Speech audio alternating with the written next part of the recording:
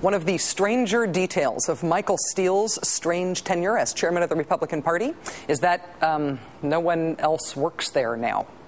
He fired almost all the staff of the Republican National Committee after taking over in January, but then he did not replace them.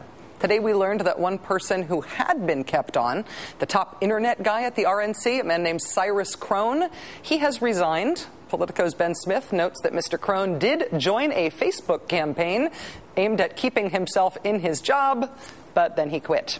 Michael Steele has promised off-the-hook and beyond-the-cutting-edge ideas, but losing the guy who out-innovated the Democrats on grassroots web operations in the last campaign is probably on the hook and somewhat behind the cutting edge. The RNC still has no political director, no communications director, no finance director, and no chief of staff. They do, however, have a chairman who knows how to find his way to a microphone. Today, he guest-hosted William Bennett's radio show, where he indirectly responded to the call for his resignation heard from our guest last night, RNC member Ada Fisher. Is Mr. Steele going to resign? Oh, trust me, not me, baby. Not happening. No way, no how. Is it just me, or is Michael Steele undoing all the good that Telly Savalas and Barry White did for the word baby in the 1970s? You know, when he was elected head of the RNC? Get ready, baby. It's time to turn it on. Will he punish moderate conservatives, moderate Republicans for voting for the stimulus? Oh, yeah, I'm always open to everything, baby. Absolutely. And, of course, this gem from the Republican National Convention. Let me make it very clear. Drill, baby, drill, and drill now. Think about that. We got drill, baby, drill because Michael Steele likes to say baby a lot. I never put that together before today. Anyway, WBAL in Baltimore, baby, has reported on thousands of dollars Mr. Steele allegedly paid to a commodities trading firm during his failed 2006 run for the Senate. It was more than $60,000, labeled as political consulting fees, paid to a commodities trading firm that had forfeited its license to operate in the state of Maryland.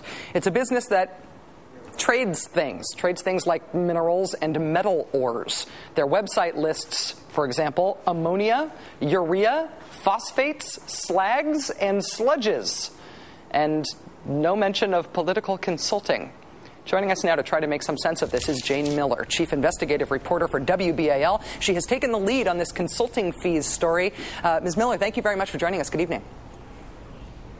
Good evening, Rachel. How are you? Great, thanks. This all happened during Michael Steele's 2006 campaign for Senate. He appears to have paid a commodities trading firm for political consulting. Have you been able to figure out if this firm actually does political consulting in addition to, trading sludges and urea and stuff? Well, what we know about this firm is what is listed on its website and also what's in its papers of organization when it organized in the state of Maryland. And no, we cannot find any public description of it that it does anything like political consulting or a variety of other political activities that other Republican accounts paid it in the waning months of the 2006 campaign. So that's been one of our questions. We have asked both the owner of Allied Burton, we have asked Michael Steele that question, and we've asked former Governor Bob Ehrlich's campaign as well. He was the other side of the Republican campaign in Maryland in 2006. Very contested campaign with a sitting governor, Bob Ehrlich, the Republican, and Michael Steele, who was the lieutenant governor in Maryland, who was trying to claim the open U.S. Senate seat in Maryland. So it was a very contested, heavily financed campaign in the state in that year. And both of those candidates paid political funds of some kind, paid for some sort of political service from this mysterious company. Jane, I know that you were Sorry, go ahead. Well, I was going to say the total amount that came out of 4 Republican accounts, including Steele's Senate account, to this firm, Allied Burton, was $417,000 in a 3-month period. When the questions we ask of all of them, what was the payment really for? The whole idea of campaign finance reporting is to be transparent so that the public can see who's giving money to a candidate and where a candidate is spending money. And so the question becomes, well, if this is political consulting, why is it going to a firm that calls itself a commodities trader? we know that the man behind the Allied Burton firm is a close supporter of Michael Steele, who also, during the Ehrlich administration, the Ehrlich gubernatorial administration in Maryland in 2004, was given the so-called business status needed at that time to do business at our airport, the Baltimore-Washington International Airport. So he does have other businesses. I know that, Jane, you were given some video from a Democratic operative that I think we can air and show right now. What is this video, and how does it relate to these sort of this mysterious money during that 06 election? Well, the question that we asked was, okay, so what was this money used for? And a former campaign official with the Bob Ehrlich campaign, in response really to our question, said that, quote, it may well have been used to fund the busing of people from Philadelphia, African-American men, to Maryland from Philadelphia on Election Day 2006 to do poll working for the Ehrlich campaign and the Steele campaign. This was a very controversial tactic and got quite a bit of press, both on Election Day in 2006 in Maryland and there in about a week later with some press. The Democratic Party stood up and was very denounced this as a dirty trick.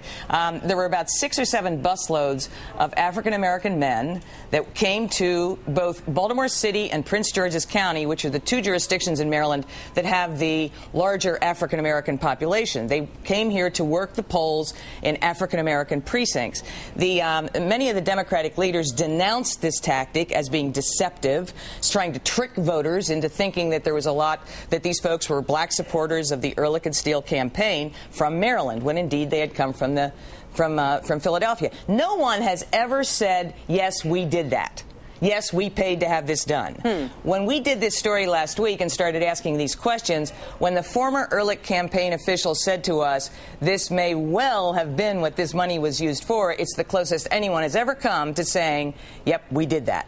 I remember from the reporting at that time in the Washington Post and in other sources saying that part of the controversy about that, busing those people from Philadelphia to to Maryland, was that what they were handing out were inaccurate sample ballots that described Governor Ehrlich and Michael Steele as Democrats.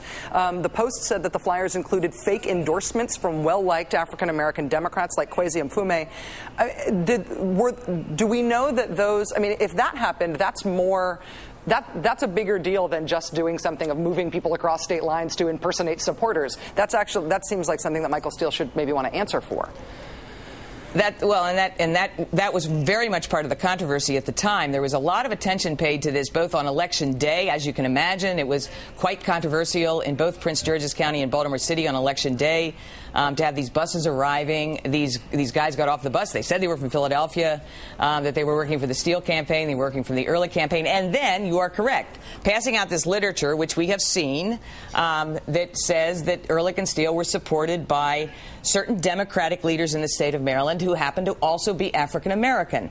Those leaders very much denounced this tactic as very deceptive because they were not supporting those 2 candidates. Jane Miller, Chief Investigative Reporter for WBAL in Baltimore. Thank you for your reporting on this, and thanks for taking time out of your Friday to join us. I appreciate it. Thank you, Rachel. I should say that Michael Steele has not only rebuffed our repeated requests that he join us for an interview on this show, we now can't even get his office to answer our calls and emails requesting comment or confirmation on things that we are going to discuss on the show. That may have something to do with the fact that apparently nobody works at the RNC anymore. But regardless, I want to say here for the record, Mr. Steele, we have been covering you a lot lately.